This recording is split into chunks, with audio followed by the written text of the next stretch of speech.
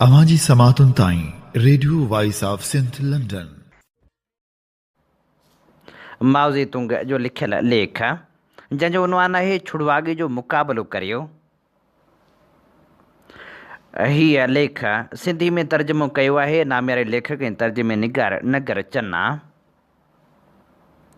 असां सरगर्म नज़रियाती बहस मुबाहिसे जा हामी आहियूं, छो त उहो असांजी जदोजहद जे मुफ़ाद में पार्टी ऐं इनकलाबी तनज़ीमनि जे अंदरि ॿधी खे यकीनी बणाइण जे लाइ हिकु हथियार जी हैसियत रखे थो। हर कम्युनिस्ट ऐं हर इनकलाबी खे इहो हथियार खणणु खपे, पर छुड़वागी नज़रियाती बहस मुबाहिसे खे रद्द करे थी ऐं गैर उसूली अमन जी हामी हूंदी आहे। अहिड़ी रीति उहा हिकु पुराणी ख़सीस रवैये खे जनमु ॾिए थी ऐं पार्टी ऐं इनकलाबी तनज़ीमनि जे कुझु यूनिटनि ऐं कारकुननि में सियासी ज़वाल पैदा करे थी। छुड़वागी जो इज़हार मुख़्तलिफ़ तरीक़नि सां थिए थो। कंहिं शख़्स खां चिटी रीत ग़लती थियण जे बावजूदु सुलह अमन ऐं दोस्ती जे ख़ातिर जेको थिए थो उहो थींदो ॾिसी कन लाटार करण ऐं बासूल बहस मुबाहिसे खां परे भॼणु।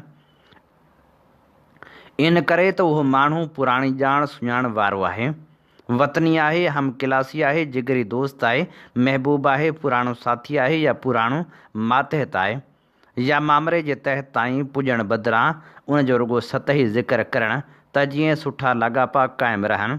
इन जो नतीजो इहो निकिरंदो आहे त फ़र्द ऐं तनज़ीम ॿिन्ही खे जोखो पहुचंदो आहे। इहो आहे छुड़वागी जो पहिरियों क़िस्म।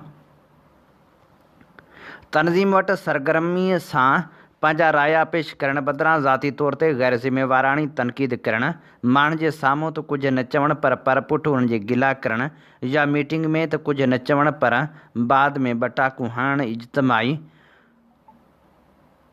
ज़िंदगीअ जे क़ाइदनि क़ानूननि जो को बि ख़्यालु न करणु पर पंहिंजे सभा जे लाड़े मूजिबि हलंदो रहणु, इहो आहे ॿियो क़िस्म। अहिड़ियुनि ॻाल्हियुनि जे बारे में लापरवाही खां कमु वठणु जिन सां पंहिंजी ज़ात ते को बि टिको न लॻे पर तनज़ीम या साथियुनि ते हर्फ़ अचे। भुल बाबति चङी रीति ॼाणंदे बि उन बाबति जेतिरो थी सघे घटि ॻाल्हाइणु, ज़माने जो ख़्यालु कंदे उन सां गॾु हलणु, उभरंदे सिज जी सलामी करणु ऐं रुॻो इहो जतन करणु त मूं मथां इल्ज़ाम न अचे, इहो आहे टियों क़िस्म।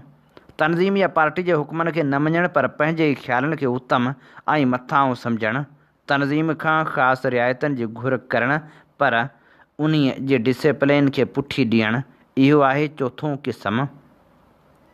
ॿधी या तरक़ी ख़ातिर या मुनासिब तरीक़े सां कमकार कराइण लाइ ग़लति ख़्यालनि जे ख़िलाफ़ जदोजहद करण बदिरां ऐं उन ते बहस करण बजाए ज़ाती हमला करणु, हरू भरू झेड़ा वधाइणु, ज़ाती दुश्मनी खोटे कढणु या पूरे करण या बदिले वठण जा जतन करणु, इहो आहे पंजों क़िस्म।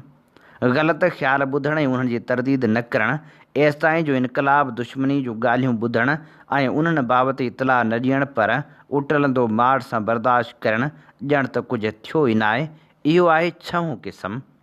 अवाम जे विच में रहंदे बि प्रोपेगेंडा ऐं एहतजाज न करणु या जलसनि में तक़रीर न करणु या अवाम खां जांच न वठणु ऐं पुछा ॻाछा न करणु पर अवाम खां परे भॼणु ऐं संदन मुफ़ादनि जो ज़रो बि ख़्यालु न करणु, इहो विसारे छॾणु त हू हिकु इनकलाबी आहे ऐं अहिड़ियूं हरकतूं करणु ॼण त हू हिकु आम इनकलाबी हुजे, इहो आहे सतों क़िस्म।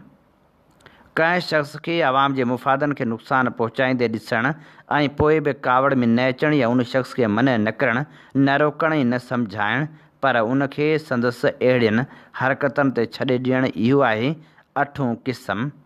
कंहिं तइ थियल रिथा या ॾसा खां सवाइ बेदिलियो कमु करणु, रस्मी तौर ते कमु करणु या उबतो सुबतो कमु हलाइणु, जेसीं को शख़्स साधू ॿाहु रहंदो तेसीं घिंड वॼाईंदो रहंदो, इहो आहे नाओं क़िस्म।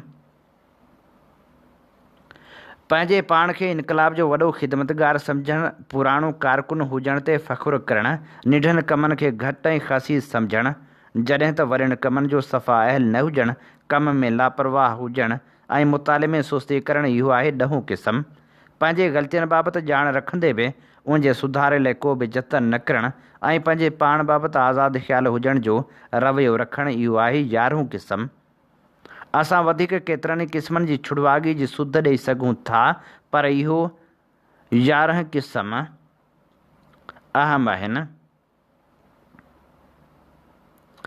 उन्हनि मंझां छुड़वागी जो इज़हार थिए थो। छुड़वागी इनकलाबी इज्तमाही तनज़ीम खे इंतिहाई जोखो रसाईंदड़ आहे।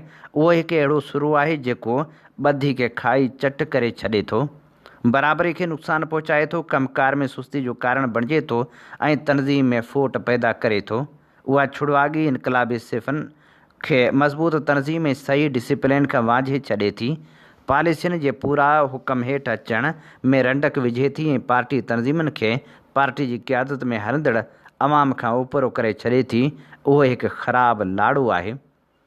छुड़वागी हेठें बुर्जवा तबिके जी ख़ुदि गर्ज़ी मां जनम वठे थी। उहा ज़ाती मुफ़ादनि खे अवल ऐं इनकलाब जे मुफ़ादनि खे ॿिए नंबर जी हैसियत ॾिए थी ऐं उहा ॻाल्हि नज़रियाती सियासी ऐं तनज़ीमी छुड़वागी खे जनम ॾिए थी।